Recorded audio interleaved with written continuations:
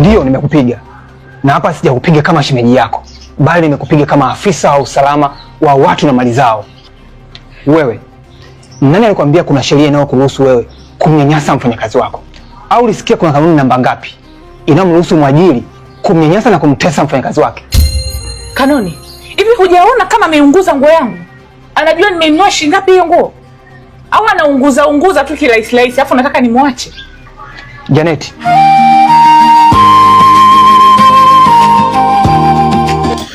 Ariko mahuzini ikindi ni igiki kandi ngubu navuye imihanda natuyicana hasi ngo iki na agacamwikorera kimutura hasi wose agacavunya umwana wawe abana camwishe ndibaga uza kwiyamo kuko itoto gutura abana babandi hasi Jesse none sinabigutumye ngivyo kuvuga ngo natuyicana hasi bane ni haye zanje ngubu narongoye nje namuze ariko byo byo kurongora warongoye ibiki wo karongorwa n'abazimu wari kubwo wushusha inzu je mfite geto yanje yandi mwambaritse bana simwe mwambwiraga ngo je nimvoma amazi menshi ngo ni yanje basi naenda naniko guturicana hasi akabazimu batera gape kanje kureba uwo mukazana weme inyerezi bere yaho yongeza amahirwe ntago nzongera kugwana nawe ariko igisafuriya y'ibiryo yose nagenda hahira mugore we ari kugwanira na n'ubyogo nabijye mu safuriya reka turebe ko yazanye umukobwa mukuru ko uri ndagushobokana ndanagake niyo yaba kuzaga kura ng'igiti cakokotse ndago bakumvikana nibazanye umukobwa uzubwenge dabazabana